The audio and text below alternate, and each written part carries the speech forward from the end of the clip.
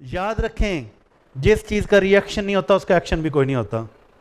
ये कहाँ की फजूल सी फ़िलासफ़ी ऐड हुई है हमारी सोसाइटी के अंदर।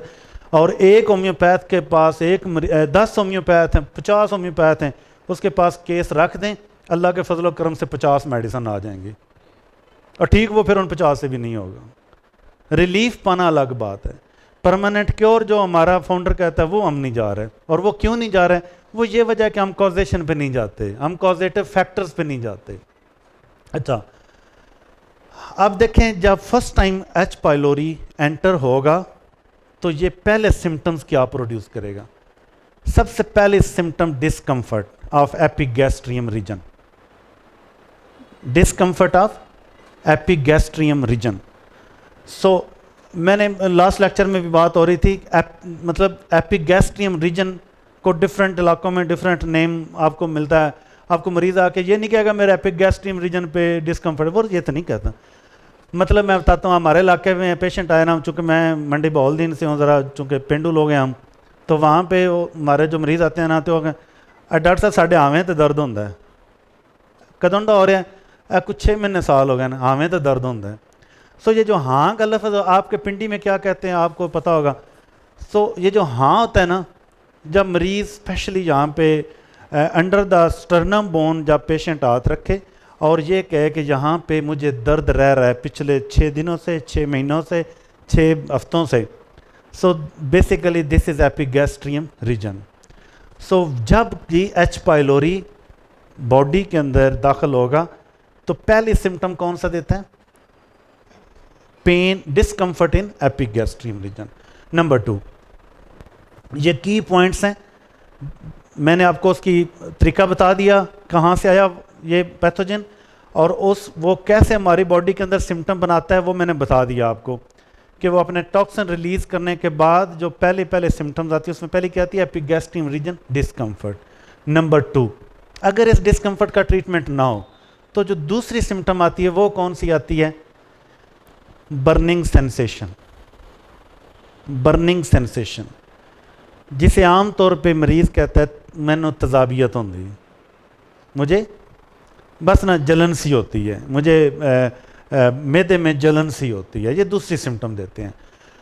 नंबर 3, अगर इसका हम प्रॉपर ट्रीटमेंट ना करें तो नंबर 3 क्या आता है? पेन।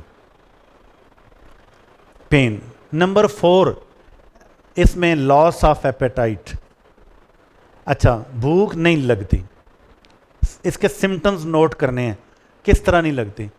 जब भी आपको मरीज़ आके कहे कि मैंने सुबह खाना खाता हूँ डॉक्टर साहब, दोपहर तक वो वहीं पड़ा रहता है, बस टाइम हो जाता है मैं खा लेता हूँ।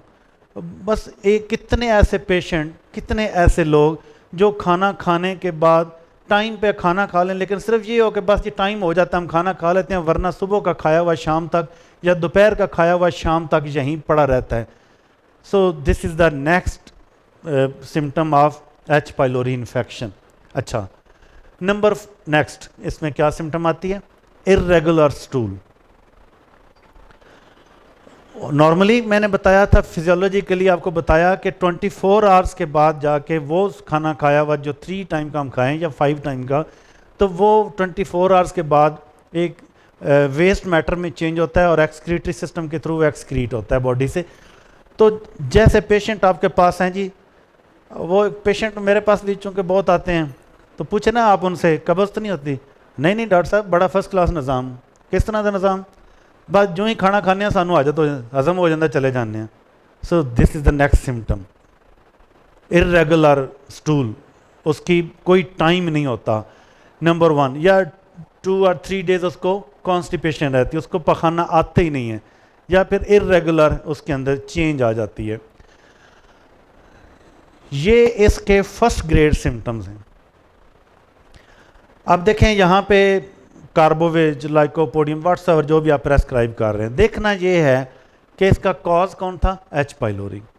किसी भी मेडिसिन के मैकेनिज्म्स को देखना इंतहाई ज़रूरी होता है कि हर मेडिसिन का आपको पता है एक मैकेनिज्म होता है, और मैकेनिज्म्स भी उस मेडिसिन के नेचुरली एक्टिव इंग्रेडिएंट्स की वजह से होता है। ये भी बात ध्यान में रखें कि मेडिसिन का अपने जो मैकेनिज्म्स होते हैं डिफरेंट बॉडीज़ के ऊपर डिफरेंट ऑर्गन्स के ऊपर, वो भी उनके अंदर एक्टिव इंग्रेडिएंट्स की वजह से होते हैं। सो जैसे मैं एग्जांपल देता हूँ आपको, खून बहने की दवा बेलाडोना, फेरमफास, सबाइना, ये मेडिसन है, बड़ी प्रोमिनेंट सी मेडिसन है, बहुत ज़्यादा खून है इसमें बहता है।